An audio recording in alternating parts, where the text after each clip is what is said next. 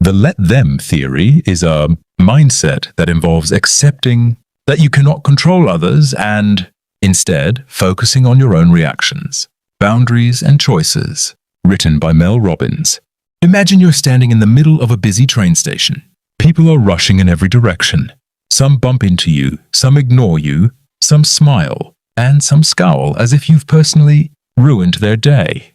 For years, you've been trying to control how each of these people move around you, trying to shift their behavior, their reactions, their choices, believing that if you could just get everyone to act the way you want, your life would finally feel peaceful. But as you stand there, exhausted from juggling other people's emotions, you realize something big. You've been wasting your life trying to manage things you were never meant to control. This realization hits you the day your friend cancels plans for the third time in a row. You had cleaned your house, bought snacks, even rearranged your schedule, only to get another last-minute text apologizing but claiming they were too tired. The old you would have spiraled, wondering what you did wrong, rewriting messages a dozen times, maybe even apologizing for something that wasn't your fault. But instead, something inside you finally snaps, not in anger, but in clarity. You whisper to yourself almost accidentally, "Let them." And suddenly everything shifts. You remember how many moments in your life you gave away by obsessing over others, wondering why someone didn't treat you the way you treated them, trying to convince people to stay, forcing conversations, holding on to relationships long past their expiration date. You spent countless nights replaying words, overthinking tone, questioning your worth. But what if the universe wasn't asking you to fix anything? What if it was asking you to stop gripping so tightly? As you sit quietly with that simple phrase, "let them," you begin to see how much energy you've poured into attempting to control the uncontrollable. You can't control whether people appreciate you. You can't control whether someone shows up, stays loyal, chooses kindness, or tells the truth. You can't control the weather, the traffic, or the timing of opportunities. But what you can control is this moment, your breath, your reaction, your choices, and your peace. In this chapter, you learn through experience, not theory, what it feels like when you stop wasting energy on the chaos outside you and start focusing on the calm within you. You learn that people reveal themselves not through what they say, but through what they do. And when they show you who they are, your job is not to rewrite their character. Your job is to accept the information and respond with wisdom, not desperation. The story shifts to a moment from your childhood when you tried to make everyone happy at the dinner table, thinking it was your responsibility to keep the peace. You always blamed yourself when adults argued or someone walked away upset. And without realizing it, you carried that pattern into adulthood. You became the mediator, the fixer, the one who smooths things over. But the chapter teaches you that this role was never yours. You were a child who simply wanted harmony, not a strategist responsible for the emotional weather of everyone around you. As you grow older, you begin to see life differently. Every time someone doesn't treat you right, every time a plan falls apart, every time you feel tempted to chase someone's approval, you pause and say, "Let them." Let them misunderstand you. Let them leave if they want to leave. Let them act in ways that reflect who they are, not who you are. Their behavior is not your assignment. Your peace is. And with this shift, the train station around you begins to look different. People still rush past. Some still bump into you. Some still scowl. But instead of trying to rearrange everyone into a perfect pattern, you simply step to the side, straighten your shoulders, and walk forward. You're no longer wasting your life trying to manage the uncontrollable. You're reclaiming your energy, your focus, and your freedom. By the end of the chapter, you realize something profound. You don't create peace by controlling the world. You create peace by releasing it. And so the journey begins. Think of your life as a house with many rooms. For years, you kept every door open, letting people wander in and out as they pleased. Some left muddy footprints. Some rearranged the furniture. Some never knocked at all. And without realizing it, you spent so much time managing the mess. They made that you forgot it was your house. You forgot that you have the power to Decide who enters, how long they stay, and what energy they bring inside. Chapter 2 begins here with the realization that letting them also means letting yourself reclaim authority over your own space. The chapter opens with a simple morning routine, one that used to begin with you scrolling through messages, emails, and notifications before you even got out of bed. Every ping felt like an obligation. Every unread message felt like a weight. You lived as though other people's needs were your alarm clock. But this time, instead of rushing to respond, you take a breath. You whisper, "Let them wait. Let me wake up slowly." And for the first time, the morning feels like it belongs to you. You begin to understand the balance between two powerful forces. Let them release control over what isn't yours. Let me reclaim command over what is. Throughout the chapter, the story shows how these two phrases together become the foundation of emotional freedom. You meet a coworker who constantly interrupts and talks over people during meetings. In the past, you tried to impress them, out-talk them, or silently resent them. Now you sit back. You let them talk over you if that's who they choose to be. And instead of feeling small, you choose a different response. Let me speak calmly and clearly when it's my turn. Let me hold on to my dignity. Later, you encounter a family member who always has an opinion about your life, your career, your relationship, your choices. They try to nudge you toward the path they approve of. Normally, you would argue, defend, or rationalize. But now you breathe. Let them think what they think. And then quietly you decide, let me follow the path that feels right to me. You stop negotiating your joy for their comfort.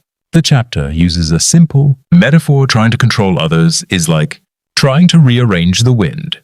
No matter how wildly you swing your arms, no matter how desperately you try, the wind does not listen. But if you shift your sail, your mindset, your choices, your responses, the direction of your life changes instantly. Let them be the wind. Let you be the captain.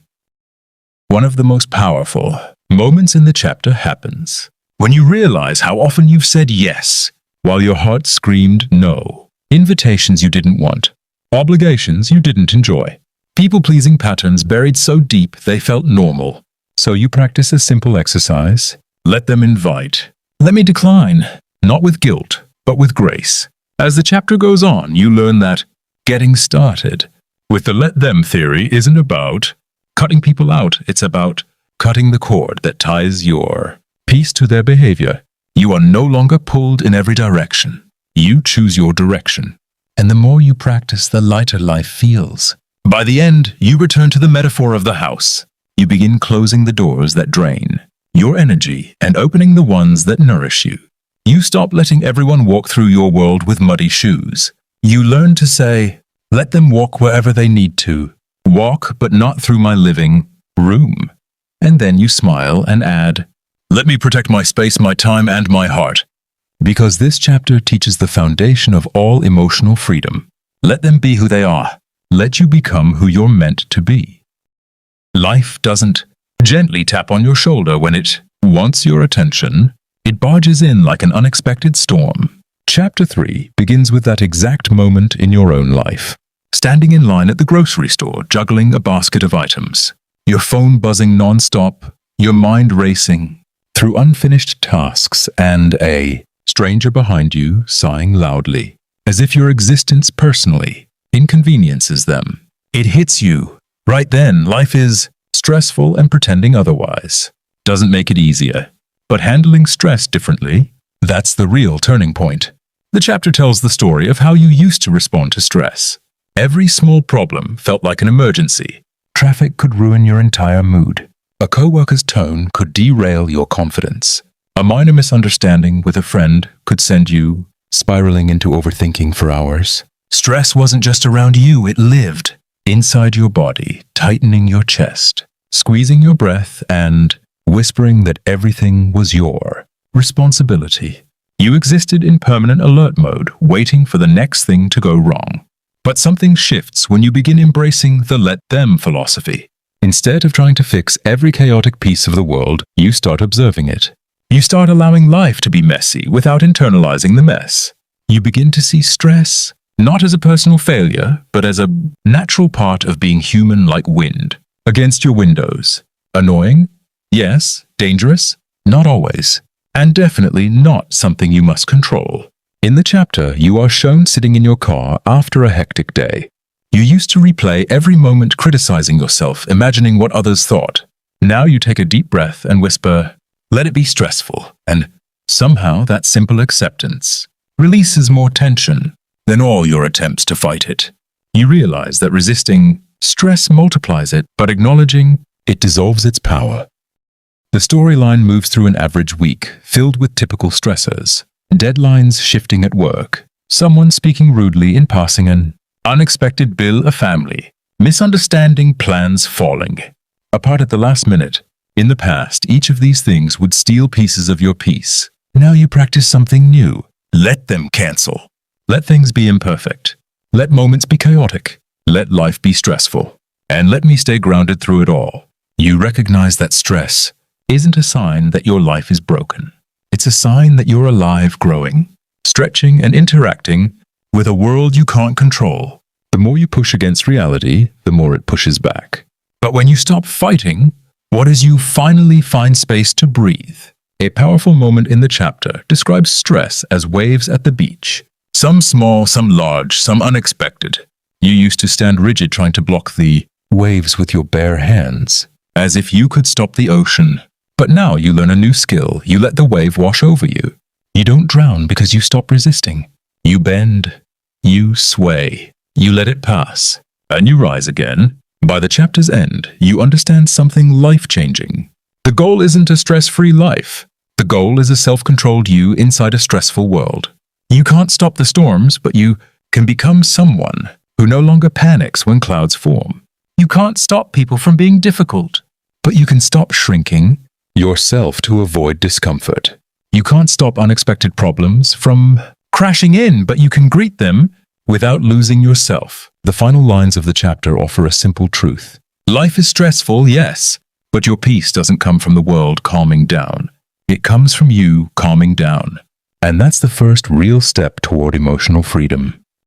Chapter 4 begins with a surprising twist. Instead of trying to avoid stress caused by other people, you learn to let them stress you out without letting it control you. It sounds strange at first, almost backwards. But as the chapter unfolds, you realize it's not about inviting chaos into your life. It's about no longer collapsing under the weight of it. The story opens with a scene at work. You're in the middle of a meeting and one coworker, always dramatic, always intense, starts talking over you. Their voice gets louder, their opinions stronger, and suddenly all eyes are on them instead of you. The old version of you would either shrink back or fight to be heard. But now, instead of bracing your whole body for emotional impact, you take a slow breath, lean back in your chair, and think, let them stress me out. Let them be who they are. You witness their behavior as if it's happening on a stage, not inside your chest. And surprisingly, the moment loses its sting. The chapter teaches you that letting people stress you out isn't surrender, it's detachment. It's allowing the stress to exist without absorbing it. You stop seeing stressful people as personal attacks and start seeing them as moving parts of life's unpredictable machinery. They are storm clouds passing overhead. You are the ground beneath them, steady, unmoved. Later, the story shifts to a family gathering. Everyone is talking at once. Someone brings up a topic they know will spark tension. Someone else gets irritated because the food is late. You look around and feel your body tighten the way it always has around family drama. But this time, instead of trying to calm everyone, fix the problem, or hold the emotional temperature of the room, you let the moment unfold. You think. Let them be loud. Let them argue. Let them feel what they feel. And suddenly, you're able to stay present without being pulled into the whirlpool. One of the most powerful lessons in this chapter is that stress from others isn't the real problem. The real problem is your attachment to managing their reactions. Once you stop taking ownership of other people's emotions, their stress stops becoming your burden. You stop asking, why are they doing this? Or, what does this mean about me? Instead, you simply acknowledge, this is who they are right now. And just like that, your emotional boundaries tighten in the healthiest way. The chapter also takes you back to a time when someone sent you a long, critical message filled with assumptions, accusations, and projections. In the past, you would have reread it 20 times trying to figure out the perfect response. Now, you read it once, notice the stress rising in your body and whisper, Let them misunderstand. Let them be upset. Let them express what they need to express. And then let me choose not to carry this weight. By the end, the chapter shows stress as a teacher rather than a threat. Every time someone stresses you out, you are given a choice: fight their storm or fortify your peace. The world will continue being messy. People will continue being chaotic, emotional, unpredictable, and imperfect. And the path to emotional freedom is not found in stopping them, it's found in not losing yourself. When they behave like themselves. The final message is clear and liberating. Let them stress you out. Let the stress exist. But let yourself rise above it. Because when you stop resisting stress, it stops ruling your life. And that is when you truly begin to feel free. The chapter begins with a memory you've held on to for years. Standing in a hallway after a conversation that went wrong, hearing your name whispered behind a closed door. You weren't sure what was being said, but your mind filled the silence with fear. What if they think I'm wrong?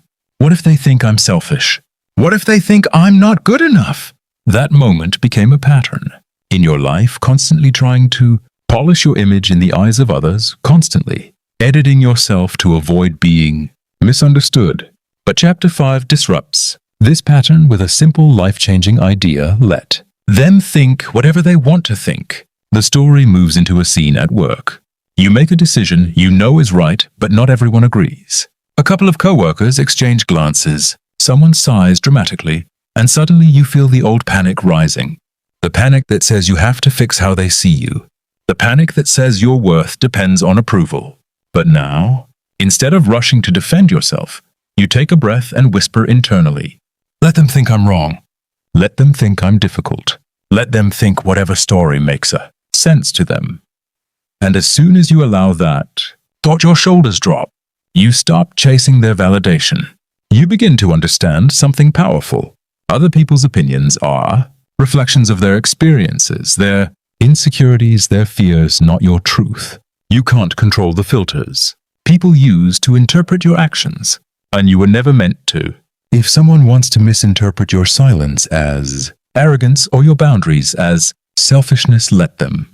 Their judgment says more about their perspective than it does about your character. Midway through the chapter, the story shifts to a time when someone close to you accused you of changing.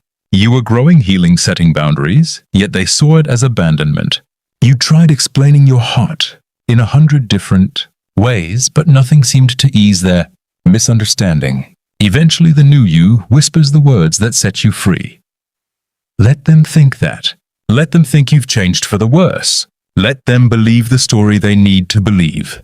You no longer beg for understanding from those committed to misunderstanding you. The chapter emphasizes that you don't win peace by clearing your name in every room where it's spoken. You win peace by knowing you don't belong in every room. Instead of thinking, how do I make them like me? You shift to, why does their opinion matter more than my truth? You learn that approval is a moving target. Hit it once and it shifts again. But authenticity is steady. You don't bend yourself trying to fit the expectations of people who don't even know who they are. One of the most profound moments in the chapter describes a simple realization. If someone is determined to see you as the villain, they will twist any version of the story to fit that role. Let them. Stop arguing with people who aren't interested in understanding. Stop over-explaining to protect your image. Stop watering yourself down to seem easier. Every minute spent worrying about someone else's thoughts is a minute taken away from your own growth. By the end, you step into the world with a new kind of confidence, not loud or defensive, but calm. You understand that people will always talk, judge, assume, misunderstand, criticize, and project. It's part of being human, but you don't have to carry any of it. You don't have to convince anyone that you're good, kind, capable, or worthy. You just have to be those things. The chapter closes with a line that feels like a breath of freedom settling into your soul. Let them think bad thoughts about you, and let yourself be at peace anyway. Because the moment you stop trying to manage other people's minds, you finally reclaim your own. Chapter 6 begins with a moment we've all lived through, standing across from someone you care about, feeling your patience, stretched thin, as they say, something sharp, confusing, or unfair. You want to love them, but you also want to run from the emotional weight they bring. This chapter isn't about fixing difficult people or pretending their behavior doesn't affect you. Instead, it teaches you a softer, wiser truth. You can love difficult people without letting them drain you by loving them as they are, and loving yourself enough to set boundaries. The story opens with you sitting at a kitchen table with a family member who always finds something to criticize. No matter how much effort you put in, they point out what's missing. Before you would argue, defend yourself, or silently shrink. But now you listen without trying to change their mind. You think, let them have their opinion. And just beneath that thought, another rises. Let me stay grounded in my worth. You begin to understand that difficult people often carry storms within them. Storms that have nothing to do with you. The chapter takes you to a friend who constantly seeks reassurance, then questions your loyalty anyway. Their insecurity becomes a cycle you feel responsible for breaking. But this time, you release the weight. You stop trying to heal wounds you didn't create. You offer kindness without sacrificing your emotional health. You let them be uncertain. You let yourself step back. Loving difficult people doesn't mean you carry them. It means you don't abandon yourself to keep them afloat. One of the most powerful lessons unfolds when you recall someone who hurt you with their inconsistency, warm one moment, distant the next. You used to interpret their behavior as a reflection of your value. But with the them mindset, you learn to see them with compassion instead of confusion. You recognize that inconsistency is often the language of someone battling their own shadows. And you realize you can love someone and still release the need for them to be different. Midway through the chapter, the story shifts to a simple but transformative practice: observing instead of absorbing. The next time a difficult person reacts, harshly or emotionally, you don't internalize it. You don't step into the ring of their chaos. Instead, you mentally step back and watch the moment like you're watching a scene in a movie. Their words become data, not daggers. Their tone becomes background noise, not a personal attack. This distance gives you something powerful: choice. You get to choose your response, your peace, and your boundaries. The chapter makes something clear. Loving difficult people does not mean tolerating disrespect. It doesn't mean giving endless chances or abandoning your needs. It means seeing their humanity without sacrificing your own. It means offering care without collapsing. It means letting them be who they are while letting yourself walk away when necessary. By the end, you're reminded of a truth that lands gently in your chest. Difficult people aren't puzzles for you to solve. They're souls trying to navigate their own storms, and you're allowed to love them without stepping into the rain with them every time it pours. The chapter closes with a message that frees you from years of emotional responsibility. Let them be difficult. Let them feel what they feel. Let them grow or not grow at their own pace. And let yourself choose peace over chaos, compassion over control, and boundaries over burnout. That is how you love difficult people, with an open heart and a protected spirit. Chapter 7 opens with a scene so familiar it almost feels like a hidden camera. Moment you're at work or in your home or maybe at a family gathering, and suddenly a full-grown adult has an emotional meltdown. Maybe they slam a drawer, raise their voice, shut down completely, or unleash a wave of blame that has nothing to do with you. You freeze for a moment, confused. Part of you wants to calm them down. Another part wants to defend yourself. But deep down, a quiet voice whispers, let them. The chapter explains that adult tantrums are never really about the moment you're witnessing. Just like children, adults throw tantrums when they're overwhelmed, afraid, embarrassed, or trying desperately to control something slipping out of their hands. The difference is that children don't know better. Adults do, but their emotional capacity hasn't caught up to their age. Their tantrum is not a reflection of you. It's a reflection of an inner world that's flooded. The story takes you to a memory, maybe from years ago, maybe from this morning, when someone snapped at you unexpectedly. Their anger came out sharp like broken glass. You replayed the moment over and over, trying to make sense of it. But this chapter teaches you that sense has nothing to do with it.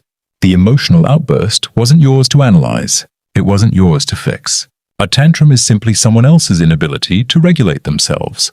And when you understand that, you stop absorbing their chaos. The chapter then walks you through a powerful shift. Instead of reacting to an adult meltdown, you step back emotionally and observe. You don't rush to soothe. You don't jump into the fire with them.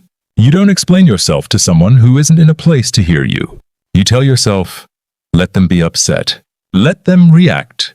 Let them stomp, stew, or simmer. You anchor yourself in calm because their storm doesn't require you to lose your peace. There's a moment in the chapter where you picture yourself in the middle of a confrontation. Someone is accusing, blaming, or spiraling. But this time, instead of rising to their level, your internal response is steady and grounded. You remind yourself, I don't have to match someone else's emotional state. You're not responsible for the temperature of the room. You're only responsible for the temperature of your own mind. And ironically, when you stay calm, the tantrum fizzles out faster because you're not feeding it. The chapter also reveals a human truth: tantrums often stem from unmet needs, old wounds, or stress levels that have been ignored for too long. But recognizing this doesn't mean you excuse bad behavior. It means you don't take it personally.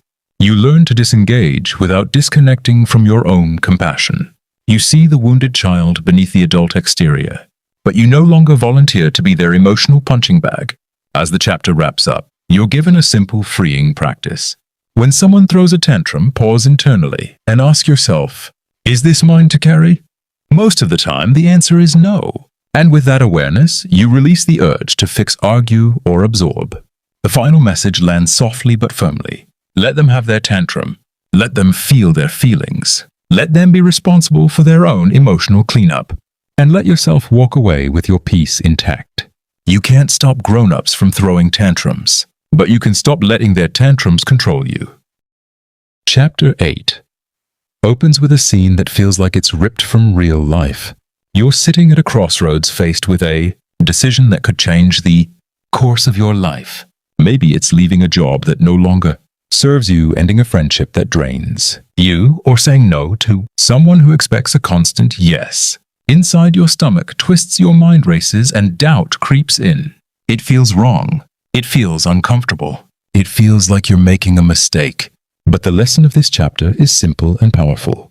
Just because a decision feels wrong doesn't mean it is. The story moves to a memory of a time when you chose the safer path, the path that felt comfortable, familiar, and correct to everyone around you. It was predictable, yet over time it left you restless, frustrated, and wondering what might have been. Contrast that with the times you listened to that quiet, uneasy tug in your chest, the instinctive nudge that told you to take a leap, speak up, or walk away. Those choices felt wrong at first. They were messy, scary, and uncertain. But in retrospect, they often led to growth, freedom, or clarity. The discomfort was actually a signal that you were stepping towards something meaningful. The chapter emphasizes that life's most important decisions almost never arrive neatly packaged with a feeling of safety. You learn to trust that the discomfort of the moment is a natural part of aligning with your purpose.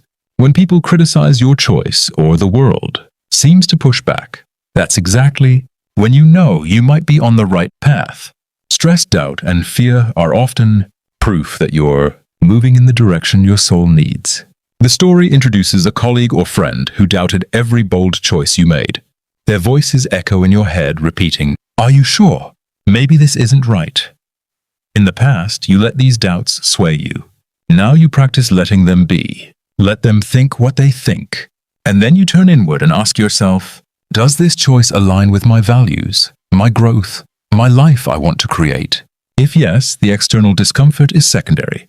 You are reminded of a simple truth: humans are wired to fear risk and uncertainty. That inner warning system doesn't mean you should retreat. It means you're alive and stretching beyond your comfort zone. By embracing the let them theory, you separate external judgment from your internal compass. You allow the world to react as it will, while you move forward with clarity and courage.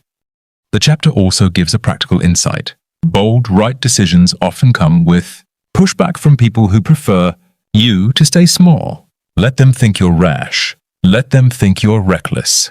Their opinions do not dictate your path. Your internal alignment and integrity do. By the end of the chapter, the lesson is clear.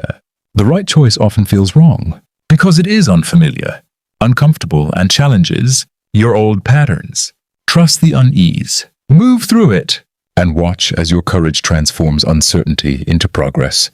And in that quiet space, between fear and action, you discover a liberating truth. Doing what's right for you is never truly wrong, no matter how it feels in the moment. Chapter 9 begins with a reality check, a moment you've all experienced. Maybe it's seeing a coworker promoted despite mediocrity, a friend achieving something you've worked for years to earn, or simply waking up to a day full of challenges you didn't ask for. The first thought that hits is often frustration. Why them? Why not me? Why is life so unfair? The chapter doesn't shy away from this truth. Life isn't fair, but it shifts the focus from resentment to action, showing how embracing this reality can give you freedom and power. The story opens with you at a crossroads after a professional setback. You've poured time, energy, and heart into a project only to watch someone else receive recognition. For a moment, you feel the familiar sting of injustice, replaying every effort and every slight in your mind. But then the chapter teaches you to pause, breathe, and reframe the situation. Fairness is not the standard that governs life. Choice is. And while you cannot control fairness, you can control how you respond. The narrative moves to a memory of a personal disappointment, a friendship that ended suddenly, or a dream that didn't materialize, despite your best efforts. The old version of you would have stewed, asking, "Why me?" endlessly. But now you start asking a different question. What can I do next? How can I use this experience to grow? The shift is subtle but profound. Accepting that life isn't fair doesn't mean giving up, it means taking responsibility for what is within your control. The chapter emphasizes that unfairness exists everywhere, rich and poor, young and old, powerful and powerless. People will fail you. Opportunities will be missed, and circumstances will not align with your expectations. But each moment of perceived injustice is an invitation to practice resilience. You can wallow in anger, or you can say, "Let this be a signal to step up for myself." A vivid example comes from a story about someone you know who faced repeated setbacks. Instead of blaming life or others, they focused on their response. They invested in learning, building skills, and taking small actions each day despite the unfair circumstances around them. Slowly, the results came not because life had become fair, but because their persistence and mindset created opportunities. That is the essence of this chapter. Life doesn't owe you fairness, but it does reward action and adaptability. By the end of the chapter, you sit back and realize a liberating truth. You can't control fairness, but you can control your energy, your choices, and your direction. When you stop waiting for life to be fair, you stop wasting energy, stop feeling like a victim, and start reclaiming your power. The final lesson lands gently but firmly. Accept that life isn't fair. Stop arguing with reality and focus on what you can change, because your growth, your peace, and your success are never dependent on fairness. They're dependent on you. Chapter 10 begins with a moment most of us know all too well. Scrolling through social media, seeing someone's highlight reel and immediately feeling the pang of envy. Maybe it's a friend who seems to have it all together, a colleague achieving the promotion you've been working for, or a stranger living a life that looks effortless from a distance. Your first instinct is often shame, frustration, or self-doubt. But this chapter flips the script. Comparison doesn't have to be a trap. It can be a teacher. The story opens with you reflecting on your own journey. You notice moments when comparing yourself to others has fueled fear or resentment. You've replayed conversations in your head, measured yourself against unrealistic standards, and felt the sting of not enough. But the chapter invites you to pause and ask a different question. What can I learn from this person? Instead of competing, you start observing. Instead of shrinking, you start understanding. Comparison becomes data, not judgment.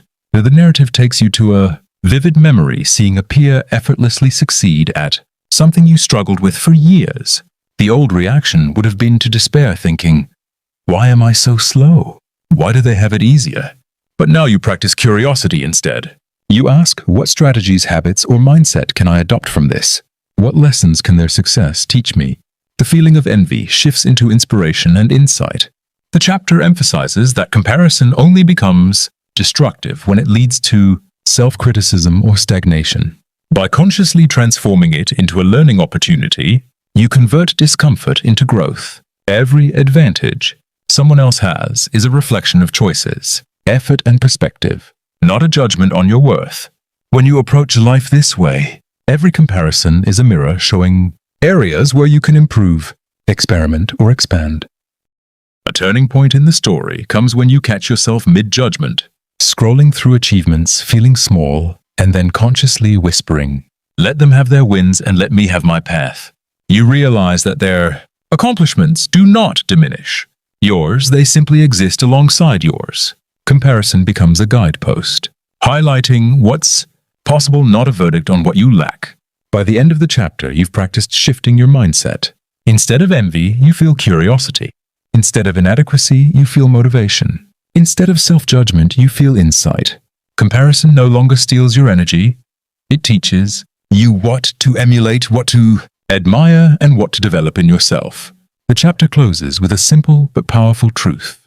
Let comparison be your teacher, not your jailer. Observe, learn, and grow. And let yourself move forward on your unique journey without fear or shame. Because when used wisely, comparison stops being a weapon against you and becomes a tool for becoming the best version of yourself. Chapter 11 begins with a scene that feels both familiar and unsettling. You're scrolling through your contacts, realizing that as an adult, friendships aren't automatic anymore. People drift apart, schedules clash, and the easy closeness of childhood or college seems to vanish. You remember trying to reconnect only to feel awkward or rejected. The chapter opens with a simple, hard truth. Adult friendship is nothing like we were told as kids. It requires choice, effort, and courage. The story moves to a memory of trying to maintain friendships that had once been effortless. You'd call, text, or plan only to hear silence, vague excuses, or cancellations. You felt hurt and confused, wondering why don't people care like they used to. The chapter reframes this experience. People's lives are complex, full of responsibilities, fears, and distractions. Their distance often has little to do with you and everything to do with the reality of adult life. Learning to let go of expectation is the first step. You are then guided through a pivotal insight. Adult friendships are elective. Unlike childhood, you don't share proximity or class schedules. You must actively choose who deserves your energy, time, and attention. And just as importantly, you must allow others to choose you or not without resentment. Let them drift if they must. Let me honor the friendships that remain meaningful. The chapter illustrates this with a story of a friend who suddenly pulled away after years of closeness. Your old self would have begged for explanations or clung to the past. Now you pause and think perhaps they need space. Perhaps our paths are diverging.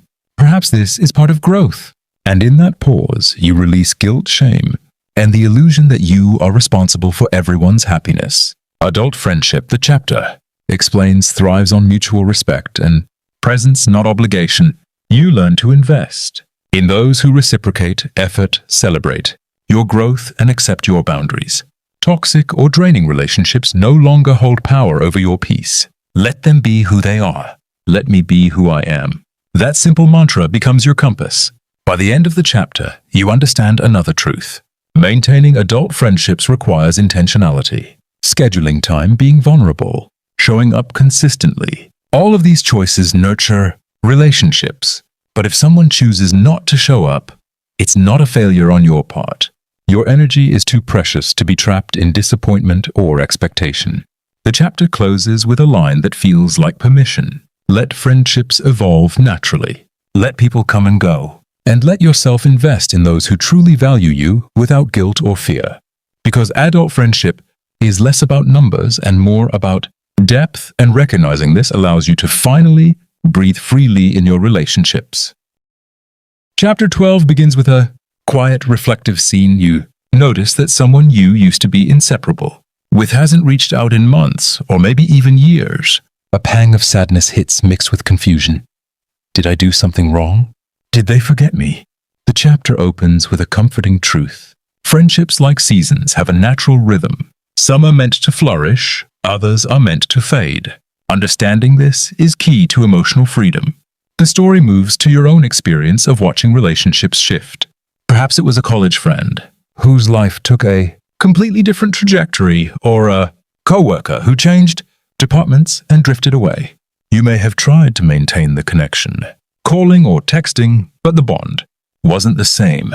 The chapter reframes these moments not as personal failures, but as a natural evolution of life. People grow interests, shift priorities, change, and sometimes friendships simply don't grow in the same direction. You begin to see fading friendships as opportunities rather than losses.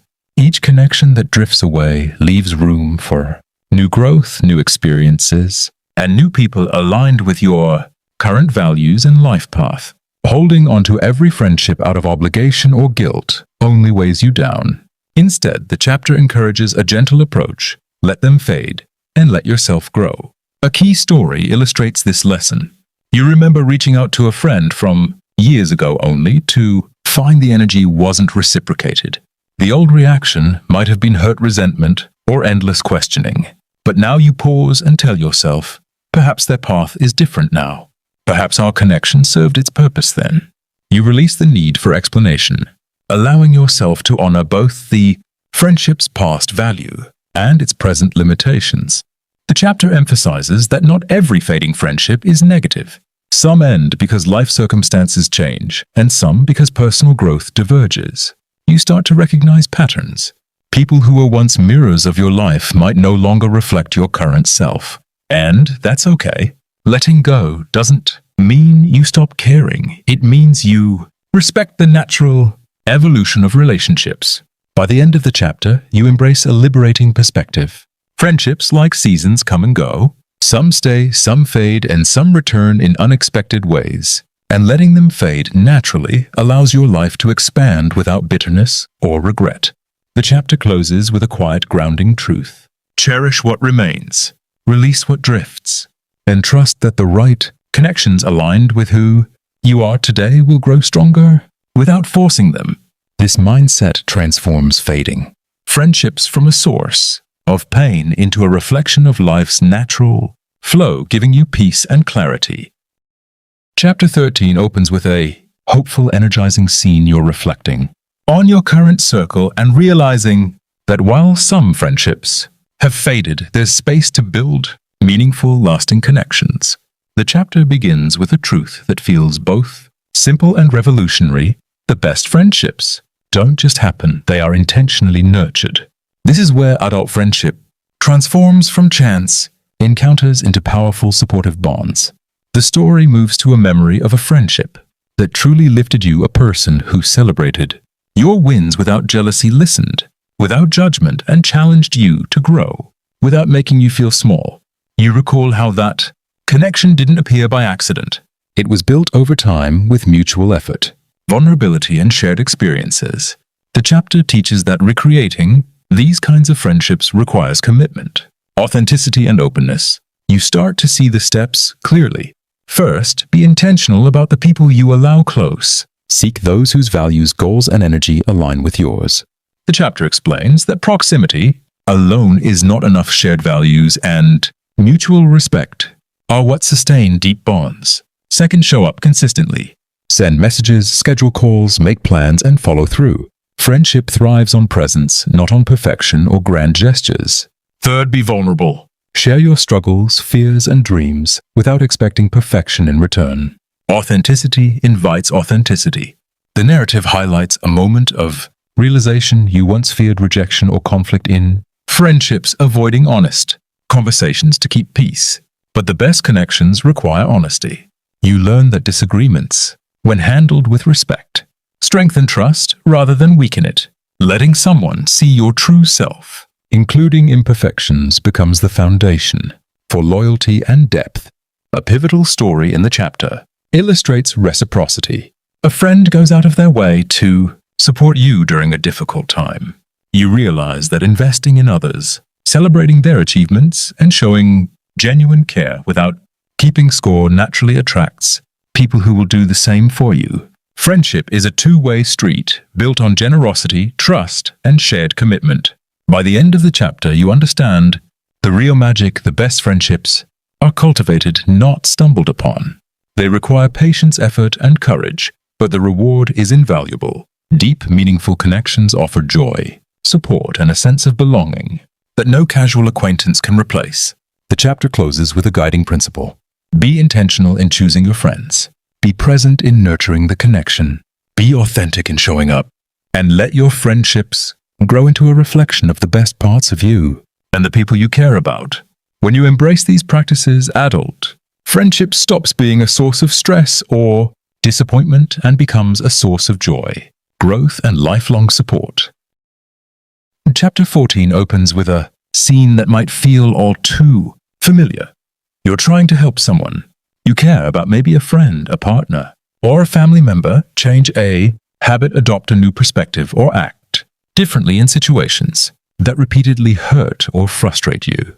You've given advice, offered resources, and even lectured, hoping that your insight would spark transformation. Yet nothing seems to stick. Frustration mounts. The chapter delivers a hard but liberating truth. People only change when they truly want to, not when you want them to. The story moves to a vivid memory of someone close who resisted change despite your repeated attempts. Maybe they continued behaviors that disappointed. You repeated mistakes or dismissed your perspective. The old response would have been persistent nagging, emotional pleading, or trying to manipulate circumstances to force a shift. But the chapter reframes this.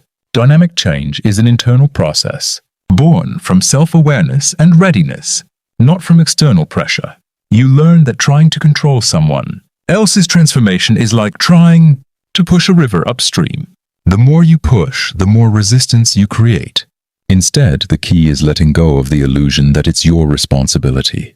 You can offer guidance, set boundaries, and express your feelings, but you cannot create willingness in someone else's heart. Change is self-motivated. It comes when the person recognizes the cost of staying the same or the value of becoming something different. A pivotal story illustrates this beautifully. You recall a colleague who repeatedly missed deadlines, resisted feedback, and created stress for the team. You tried everything, explaining, coaching, even hinting at consequences, but nothing worked. Over time, you realized that your energy was being drained by trying to fix them. You shifted your focus, set boundaries, stayed consistent in your work, and let the colleague face their own choices and consequences. Eventually, they changed, but not because you forced it. They changed because they chose to on their own terms. And you learned a vital lesson in patience, detachment, and self-preservation. The chapter emphasizes that recognizing this truth is freeing. You stop wasting emotional energy on people who aren't ready and instead invest in yourself, your growth, and the relationships that thrive naturally. You also learn to love people as they are, without attaching your peace or happiness to their transformation. Compassion becomes about understanding, not fixing. By the end of the chapter, you hold a profound realization. You cannot make anyone change. You cannot control their timing, their insight, or their willingness. All you can do is be clear about your boundaries, offer support if welcomed, and let them follow their own path. And in that release lies freedom. Freedom from frustration, from emotional exhaustion, and from the impossible task of controlling other people's choices. You focus on what you can influence yourself and let the rest unfold in its own time. Chapter 15 begins with a moment of reflection. You realize that while you cannot control other people's choices, you can influence them in meaningful ways. Maybe it's guiding a friend through a tough decision, mentoring a colleague, or inspiring someone with your own actions. The chapter opens with the empowering truth: your influence is strongest when you focus on what you can control, your behavior, your example, and your mindset. The story moves to a personal scenario. A teammate is struggling with motivation, and others are frustrated by their lack of action. Your first instinct might have been to criticize, lecture, or pressure them into change. But the chapter teaches a different approach. Influence works best when it is subtle, consistent, and rooted in authenticity. By modeling positive habits, demonstrating accountability, and remaining calm under pressure, you naturally invite others to reflect and consider their own choices. You recall a memory of someone whose life was chaotic, making poor decisions repeatedly. Instead of intervening directly or imposing your will, you begin to lead quietly by example, showing discipline, responding with calm, and communicating respectfully. Over time, they begin to notice the difference. Your approach doesn't demand change, but it plants seeds. The chapter emphasizes that influence is about planting, not forcing, and that even small, consistent actions can ripple into profound impact. A key lesson emerges. Your words, tone, and actions carry far more power than arguments or ultimatums. People respond to behavior more than to instruction. By focusing on integrity, consistency, and respect, you create an environment where others feel inspired to make better choices themselves. Influence comes not from control, but from authenticity and example. The narrative also highlights a moment of clarity. Someone close repeatedly resisted advice, yet after witnessing your patience, consistency, and grounded approach, they eventually sought your guidance on their own. This illustrates a profound truth. Influence works when people feel safe, seen, and respected. Your role is not to fix them, but to model a better way while honoring their autonomy. By the end of the chapter, you embrace a liberating insight. You cannot control others, but you can influence them through your actions, your presence, and the example you set. Your energy is better spent on modeling the behavior you wish to see, maintaining your integrity and inspiring change quietly yet powerfully. The chapter closes with a resonant message. Your influence is a gift, not a tool of control. Lead through example. Stay authentic. Plant seeds patiently, and let others grow in their own time, inspired by the life you live. By unlocking this approach, you step into a space of power, compassion, and freedom where your energy uplifts without overextending and your impact becomes lasting without force. Chapter 16 opens with a scene many of us know all too well. A friend, family member, or colleague is struggling financially, emotionally, or professionally, and you instinctively jump in to help. You offer advice, pay a bill, or fix their mistakes, believing you're being kind and supportive. But soon, a sinking feeling creeps in. Despite your help, nothing changes. The chapter opens with a powerful truth. The more you rescue someone, the more dependent they become, and the less they learn to navigate their own challenges. The story moves to a vivid memory. Maybe it's a friend who consistently mismanages their time, a partner who avoids responsibility, or a child who hasn't learned to face consequences. Every time you step in, temporarily easing the stress or cleaning up the mess you feel good in the short term, but over time, patterns persist. They don't develop resilience, problem-solving skills, or accountability. Instead, they lean on your interventions, and the cycle continues. You begin to recognize a hard lesson: loving someone doesn't mean rescuing them. True care sometimes requires letting them experience discomfort, failure, or the natural consequences of their choices. The chapter emphasizes that boundaries are not cruelty. They are essential tools for empowerment. By stepping back, you allow them to grow, learn, and develop independence. This is often the kindest, most effective way to help someone in the long run. A pivotal story illustrates this. A friend repeatedly asks for help with their finances. Each time you cover a shortfall or fix a problem. Initially, it feels compassionate. But eventually, you notice that your energy is drained, resentment builds, and they haven't gained the skills or accountability needed to manage on their own. The lesson hits. Your rescue is enabling a pattern of dependency, not growth. You step back, set limits, and let them face the consequences. Surprisingly, they begin to change, because the pressure to handle their life finally comes from reality, not your intervention. The chapter emphasizes a mindset shift: help without rescuing. Offer guidance, encouragement, and support, but stop solving problems for them. Let them experience lessons, setbacks, and growth. When you do this, relationships become healthier, your energy is preserved, and the other person develops the strength they need to thrive. By the end of the chapter, you embrace a liberating truth. Rescuing someone repeatedly keeps them stuck. Setting boundaries and letting natural consequences unfold is the path to empowerment. The chapter closes with a powerful reminder. Love doesn't mean carrying someone else's weight. It means supporting them while letting them stand on their own. By stepping back, you give them a chance to rise, and in the process, reclaim your own energy and peace. Chapter 17 begins with a familiar scenario. Someone you care about is struggling. Maybe they're stressed, overwhelmed, or facing a personal setback, and you want to help.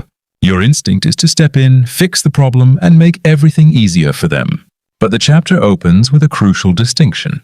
Supporting someone effectively isn't the same as rescuing them, and the way you provide help determines whether you empower or enable. The story moves to a memory of a friend who faced a difficult challenge at work. You notice yourself hovering, offering advice, solving problems, and covering for them. While your intentions are good, you realize they aren't learning to navigate the situation on their own. The chapter teaches that true support focuses on empowering the other person to act rather than doing it for them.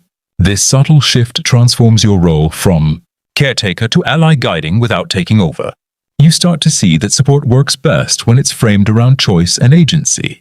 Instead of saying, "Let me fix this for you," you can ask, "Would it help if I brainstormed ideas with you?"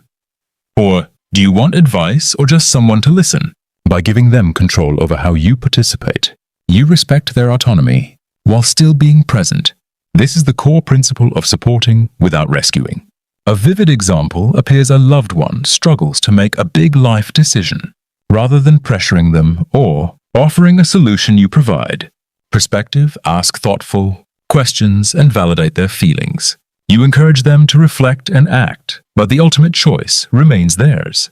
This approach builds confidence, strengthens the relationship, and fosters accountability. Over time, they become more capable, resilient, and self-reliant without needing you to solve everything. The chapter also emphasizes boundaries. Supporting someone doesn't mean overextending yourself or sacrificing your own needs. You can be compassionate, patient, and encouraging while protecting your energy. The goal is not to carry their weight, but to walk alongside them, offering tools, encouragement, and understanding. By the end of the chapter, you grasp a powerful insight.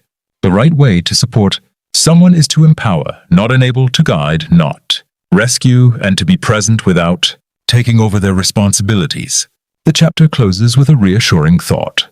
You can care, deeply show up fully, and still respect both your own limits and the other person's capacity to grow. When you provide support this way, your relationships flourish, your energy is preserved, and both you and those you care about thrive.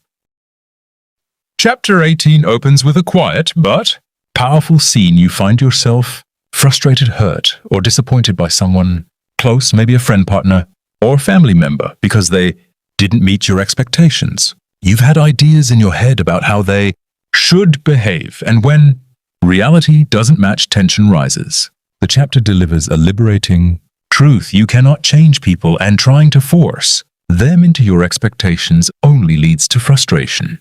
Instead, let them show you who they truly are. The story moves to a memory. Perhaps a colleague repeatedly misses deadlines, a friend avoids difficult conversations, or a family member reacts unpredictably. Your instinct is often to correct, lecture, or manipulate the situation. But the chapter reframes this impulse. When you stop trying to control others, you begin to see them clearly. Their actions, decisions, and choices reveal their true character, and in that clarity you gain freedom. You start to understand that letting people be themselves doesn't mean accepting harmful behavior blindly. It means observing patterns, recognizing limits, and allowing others to take responsibility for their own actions. The chapter emphasizes that this approach reduces frustration, protects your peace, and strengthens your capacity for empathy. By stepping back, you're no longer trapped by expectations that weren't realistic to begin with. A pivotal story illustrates this point. You recall a friend whose behavior repeatedly tested your patience. Previously, you might have tried to fix them repeatedly, explaining how they should act. But after practicing letting them show their true self, you noticed patterns emerge. Some behaviors were acceptable, some weren't. But importantly, you no longer carried the weight of controlling them. You could engage with honesty, set boundaries, and respond consciously instead of reactively. The chapter also highlights a critical realization. Seeing someone clearly allows you to make informed choices about your own energy and involvement. You begin to invest in relationships where reciprocity, respect, and alignment exist while gently letting go of those that drain or frustrate you. This clarity creates space for healthier, more authentic connections in your life. By the end of the chapter, you hold a powerful insight. You cannot shape people into who you want them to be. You can only allow them to show you who they are and decide how you engage. With that reality, the chapter closes with a liberating message. Let them show you who they truly are. Release your expectations, set your boundaries, and engage in relationships with clarity, compassion, and peace. When you embrace this approach, you free yourself from unnecessary conflict and open the door to genuine, authentic connections that honor both you and the other person. Chapter 19 opens with a scene that many of us have experienced: a relationship that feels solid, comfortable, and familiar, yet you sense it's stuck in a routine. Maybe it's a romantic partnership, a close friendship, or even a family connection. You want more depth, more trust, more understanding, but aren't sure how to get there. The chapter introduces a powerful truth: taking a relationship to the next level requires intentionality, honesty, and vulnerability. The story moves to a memory, perhaps. You and a close friend always hang out casually, but you rarely share your deeper fears or dreams. Or maybe in a romantic relationship, conversations revolve around logistics rather than emotions. You realize that comfort often masks opportunity to connect more meaningfully. The chapter emphasizes that the next level doesn't happen by default. It requires conscious effort to communicate openly and authentically. You learn that vulnerability is the key. Sharing your true feelings, admitting your mistakes, and expressing your hopes invites the other person to do the same. This creates a foundation of trust and intimacy that allows the relationship to grow. It's not about controlling or fixing the other person. It's about showing up fully and encouraging them to do the same. Real depth comes from mutual honesty and willingness to be seen as you are. A pivotal story illustrates this. You recall a moment when you decided to have a candid conversation with someone close. You shared a fear or insecurity, expecting potential rejection or discomfort. Instead, the person responded with understanding and shared their own vulnerability. That exchange transformed your dynamic, deepening your connection and creating a sense of partnership and shared growth. The chapter emphasizes that these moments are not accidents. They are cultivated through courage and intentionality. The chapter also highlights practical strategies: listen actively, ask thoughtful questions, celebrate growth, and address issues without blame. Growth-oriented relationships thrive when both people feel safe expressing themselves and are committed to evolving together. When you invest in these principles, the bond strengthens naturally. By the end of the chapter, you realize a powerful truth. Taking a relationship to the next level isn't about grand gestures. It's about showing up authentically, communicating openly, and creating trust through shared vulnerability. The chapter closes with a guiding insight. If you want deeper connection, be willing to lead with honesty, encourage openness, and embrace the discomfort that comes with growth. By practicing this, relationships move from surface-level comfort to meaningful, transformative connections where both parties thrive and evolve together. Chapter 20 opens with a poignant scene. You are facing an ending, perhaps a friendship that has run its course, a romantic relationship that didn't last, or a chapter in life that has come to a close. The initial feelings are familiar: sadness, frustration, maybe even fear of the unknown. The chapter begins with a gentle but powerful truth. Every ending carries the seed of a new beginning, and embracing this can transform loss into opportunity. The story moves to a memory. You recall a friendship that faded over time, or a job you left or was left by circumstances outside your control. Initially, you felt grief, wishing things could have stayed the same. But the chapter teaches a vital perspective shift. Endings are not failures, they are transitions. They create space for growth, new connections, and experiences that align better with your evolving self. You begin to see endings as invitations to reflect and realign. When a relationship or situation closes, it signals that something new can enter. Maybe it's a friend who truly matches your values, a career path that excites you, or personal growth you never would have pursued. Without this closure, the chapter emphasizes that resistance prolongs pain while acceptance allows energy to flow toward what's next. A pivotal story illustrates this transformation. You once clung to a relationship that was draining and unfulfilling. By holding on, you felt stuck, frustrated, and limited. When you finally let go, allowing both yourself and the other person to move on, you discovered freedom, clarity, and opportunities you hadn't imagined. What felt like an ending became the beginning of a more authentic life, richer relationships, and deeper self-awareness. The chapter also highlights practical steps for embracing endings. Acknowledge your emotions, reflect on the lessons, release attachment to outcomes, and focus on the possibilities ahead. By reframing endings as natural transitions, you reclaim control over your energy and your narrative, moving forward with intention rather than regret. By the end of the chapter, you grasp a liberating insight. Endings are not losses, they are openings. Every goodbye creates room for growth, joy, and connection that aligns with who you are becoming. The chapter closes with a resonant truth. Let go of what no longer serves you, honor the journey that was, and step boldly into the opportunities waiting on the other side. When you embrace this perspective, life's transitions stop being painful detours and become powerful invitations to evolve, thrive, and create a future that resonates with your authentic self.